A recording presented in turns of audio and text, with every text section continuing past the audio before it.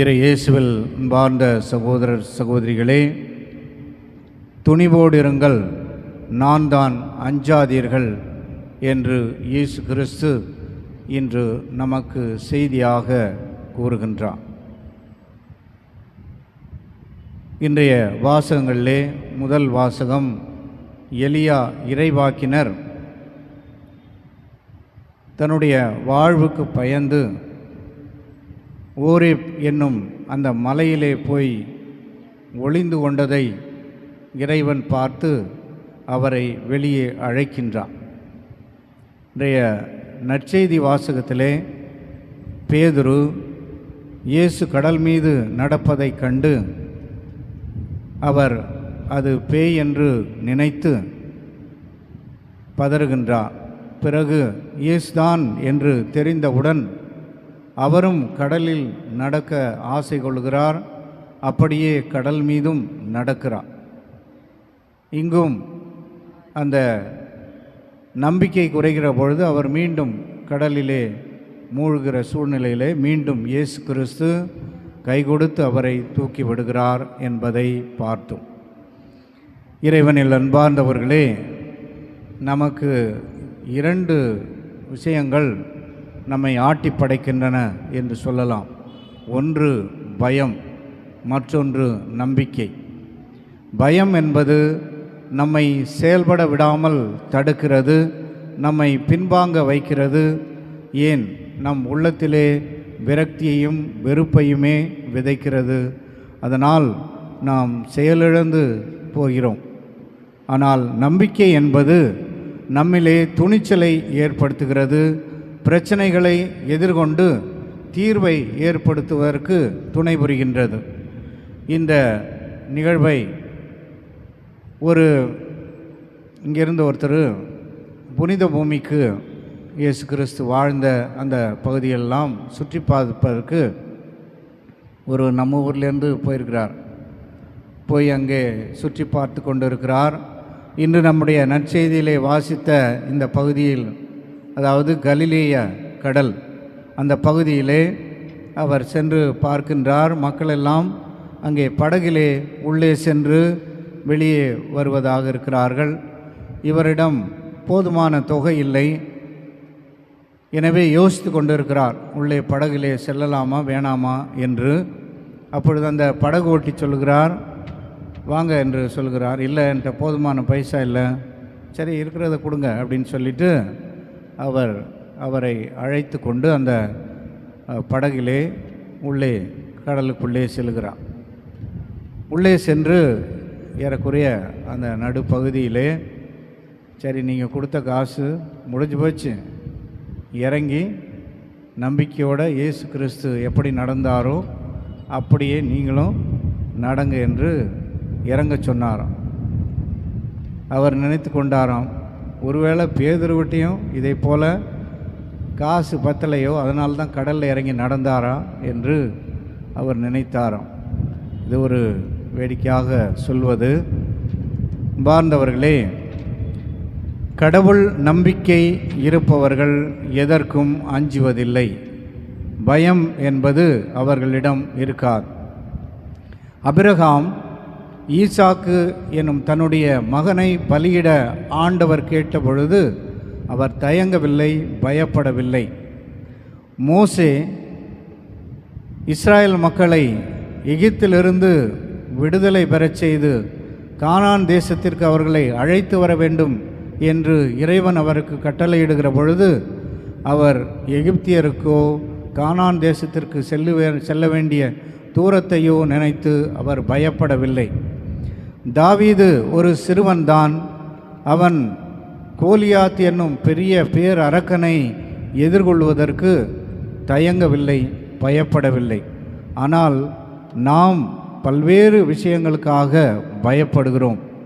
கடவுள் நம்மோடு இருப்பதை உணராததால்தான் நாம் பல நேரங்களிலே பயப்படுகிறோம். இன்றைய வாசகத்திலே, முதல் வாசகத்திலே இறைவாக்கினர் எலியா என்பவர் ஈசபேல் என்ற பாகாலின் அந்த அரசி நாட்டுக்கு உட்பட்டு அந்த நாடு இருந்த பொழுது அவரை எதிர்கொண்டு இறைவாக்கு உரைக்கின்ற துணிச்சல் இல்லாமல் ஓடிப்போய் ஓரேப் என்னும் அந்த மலை முகட்டிலே அவர் ஒளிந்து கொள்கிறார். இறைவன் அவரை விட்டபாடில்லை, அவரை அழைக்கின்றார். பெரும் சூறாவளி வருகிறது, அதிலே கடவுள் இல்லை. பேரிரைச்சல் வருகிறது, அதிலே கடவுள் இல்லை. தீப்பிழம்பு ஏற்படுகிறது, அதிலும் கடவுள் இல்லை. மாறாக கடவுள் ஒரு மெல்லிய தென்றல் காற்றிலே அங்கே கடவுளுடைய குரல் ஒலி கேட்கிறது. எலியாவும் அதற்கு செவிமடுக்கிறார். இது கடவுளின் குரல் என்பதை உணர்ந்து கொண்டு அவர் அந்த குகையை விட்டு வெளியே வந்து நாட்டிற்கு சென்று இறைவாக்கினை உரைக்கிறார் என்பதை பார்க்கின்றோம். இன்றைய நற்செய்தி வாசகத்திலே பேதுரு இயேசுவை பார்த்தவுடன் முதலிலே கடல் இரைச்சலாக இருக்கிறது, பெரும் காற்று வீசுகிறது, இந்த இயற்கை சூழல் எல்லாம் ஒரு பயத்தை ஏற்படுத்துவதாக இருப்பதை பார்த்த பேதுரு பயப்படுகிறார். அது பேயாக இருக்குமோ பூதமாக இருக்குமோ என்று தன் உள்ளத்திலே அச்சத்தை ஏற்படுத்துகிறார். ஆனால் இயேசு துணிவோடு இருங்கள், அஞ்சாதீர்கள், நான் தான் என்று கூறுகின்றார். இந்த நான் தான் என்பதை நம்முடைய தொடக்க நூலிலே பார்க்கின்றோம். கடவுள் யார் என்று கேட்கிற பொழுது நாமே இருக்கின்றவர் நாமே என்று கூறிய அதே இறைவன் இன்று நான் தான் என்று சொல்லுகிற பொழுது அவர் இறைவன்தான், நம்மோடு உடன் பயணிப்பவர்தான், நமக்காக துணையிருப்பவர்தான். எனவே பயப்பட வேண்டிய தேவையில்லை என்பதை பேதுரு உணர்ந்து கொள்கிறார். எனவே அவர் கடலிலே இறங்கி நடக்க ஆரம்பிக்கிறார். அவர் நடப்பது நம்பிக்கையால். இயேசு கிறிஸ்து என் முன்னிலையிலே இருக்கிறார், எனவே நான் பயப்பட தேவையில்லை. கடலிலே இறங்கி நடந்தாலும் அது எனக்கு ஒன்றும் ஆபத்தை விளைவிக்காது என்று நம்பிக்கையோடு இறங்கி நடக்கிறார். ஒரு காற்றடிக்கிற பொழுது அவர் சிறிய ஒரு இயற்கை சீற்றத்திற்கும் கூட மீண்டும் பயப்படுகிறார், மீண்டும் மூழ்குகிறார் தண்ணியிலே. இயேசு அவர் கையை பிடித்து உயர்த்தி விடுகிறார். நம்பிக்கை குன்றியவர்களாக இருக்காதீர்கள், நம்பிக்கையோடு இருங்கள், நம்பிக்கை உங்களை எப்பொழுதும் வழிநடத்தும். நாமும் பார்த்திருப்போம், பல்வேறு இயற்கை சூழ்நிலைகள் எல்லாம் நம்முடைய கட்டுப்பாட்டிற்கு அப்பாற்பட்ட விஷயங்கள் எல்லாம் நடக்கிற பொழுது நாம் பயப்படுகிறோம். இந்த பயம் என்பது நம்மை இறைவன் மீது கொண்டிருக்கின்ற நம்பிக்கையை குறைப்பதாக இருக்கின்றது. நாம் கடவுள் பல நேரங்களிலே நம்மை கைவிட்டு விட்டார், நமக்கு எதுவும் செய்யவில்லை, இறைவன் என்னோடு இல்லை என்று உணர்கிறோம். ஆனால் இறைவன் எந்நாளும் நம்மோடு கூட தான் இருக்கின்றார். உதாரணத்திற்கு எடுத்துக்கொள்வோம், நம்ம பூமியில் புவி ஈர்ப்பு சக்தி இருக்கிறது. அதனால் நாம் பூமியிலே ஒட்டி கொண்டு இருக்கிறோம். ஒருவேளை பூமியிலே ஈர்ப்பு சக்தியே இல்லை என்றால் நாம் என்ன செய்வோம்? காற்றிலே பறந்து கொண்டிருப்போம். அப்படித்தான் ஆண்டவருடைய துணை, ஆண்டவருடைய உடனிருப்பு என்பது நமக்கு நம்பிக்கையை தருகிறது.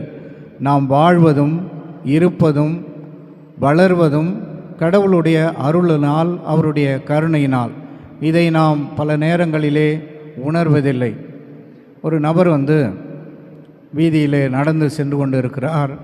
அந்த வீதியிலே ஒரு காசு ஒன்று கிடக்கிறது. அந்த காசை எடுத்து பார்க்கிறார், அதிலே ஓட்டை இருக்கிறது. அவர் ஒரு மூட நம்பிக்கை, இந்த ஓட்டை காசை பார்த்தாக்கா நமக்கு செல்வம் சேரும் என்பது அவருடைய நம்பிக்கை இருந்தது. அந்த காசை எடுத்தவுடன் வீட்டுக்கு சென்று தன் மனைவியிடம் சொல்கிறார், இது மாதிரி வீதியிலே ஒரு காசை பார்த்தேன், அது ஓட்டை காசு. ஓட்டை காசை எடுத்தால் நம்மிடம் இருந்தால் நாம் பணக்காரர்களாவோம் என்று நான் நம்புகிறேன், இப்படி முன்னோர்கள் சொல்லியிருக்கிறார்கள் என்று அவர் சொன்னதும் அவர் சொல்லுகிறார் தன்னுடைய மனைவியிடம், இந்த காசை வீட்டிலேயே வைத்திருங்கள், நான் எங்கேயாவது வெளியில் வரப்பெல்லாம் என்னுடைய பாக்கெட்டில் மறந்துடாமல் போட்டுவிடு, அப்பொழுதுதான் செல்வம் நம்ம வீட்டிற்கு வரும் என்று அவர் அதை கொடுத்து விட்டு தன்னுடைய கடமையை நிறைவாக ஆற்றுகின்றார். நம்பிக்கையோடு உழைக்கின்றார், அவர் வெற்றி பெறுகின்றார், வாழ்விலே செல்வம் பெருகுகின்றது, வாழ்க்கை வளமடைகின்றது. அவர் நினைத்து கொள்கிறார், இந்த ஓட்டை காசு தன்னிடம் வந்ததால் தான் நான் முன்னேற்றம் அடைந்தேன் என்று அவர் நம்பிக்கொண்டிருக்கிறார்.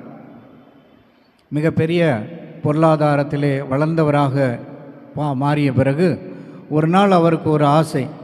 அந்த காசை மீண்டும் எடுத்து பார்க்க வேண்டுமென்று அவர் தன்னுடைய பையிலே அந்த கிடந்த காசை எடுத்து பார்க்கிறார். அதிலே ஓட்டை இல்லை. தன்னுடைய மனைவியை அழைத்து, ஏன் இன்று இந்த ஓட்டை இல்லாத காசை போட்டாய் என்று கேட்டபொழுது அவர் மனைவி சொன்னாராம், நீங்கள் ஏதாவது திட்டுவீங்கன்னு சொல்லி தான் இதை உண்மையை மறைத்து விட்டேன். நீங்கள் அந்த காசை கொடுத்த அடுத்த நாளே நான் எங்கேயோ மறந்து போய் விட்டு விட்டேன். அந்த காசு எங்கே போச்சென்றே தெரியாது. நீங்கள் ஏதாவது நினைத்து கொள்ளக்கூடாது என்பதற்காக வேறொரு காசை உங்களுடைய பையிலே தினமும் போட்டு வைப்பேன். நீங்கள் அதை இவ்வளவு நாளும் பார்க்காமலேயே இருந்திருப்பீர்கள் என்று தெரியவில்லை என்று அவர் சொன்னாராம்.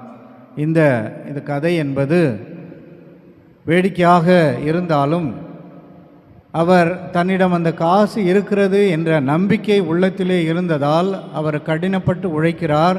எனக்கு எல்லா நன்மையும் கிடைக்கும், என்னுடைய பொருளாதாரம் பெருகும் என்று அவர் நம்புகின்றார். அந்த நம்பிக்கை அவருக்கு மென்மேலும் வளர்ச்சியை தருகிறது. இது ஒரு மூட நம்பிக்கை என்றாலும் அவர் நம்புகிறதுனாலே அவர் உழைக்கிறார், அதனாலே அவர் முன்னேறுகிறார், அவர் வாழ்க்கையும் செழிப்படைகின்றது. இதை போலத்தான் நம்முடைய நம்பிக்கை என்பது. இது சாதாரண ஒரு நம்பிக்கையே இப்படி செல்வத்தை கொண்டு சேர்க்கும் என்றால், கடவுள் மீது கொண்டிருக்கின்ற நம்பிக்கை என்பது நம்மிலே எப்பொழுதும் அசைக்க முடியாததாக இருக்க வேண்டும். குறிப்பாக நாம் துன்ப வேளைகளிலே பல்வேறு சோதனைகள் வருகிற பொழுது, கஷ்டங்கள் வருகிற பொழுது நாம் கடவுளுடைய துணை இருக்கிறதா என்று சில நேரம் யோசிப்போம்.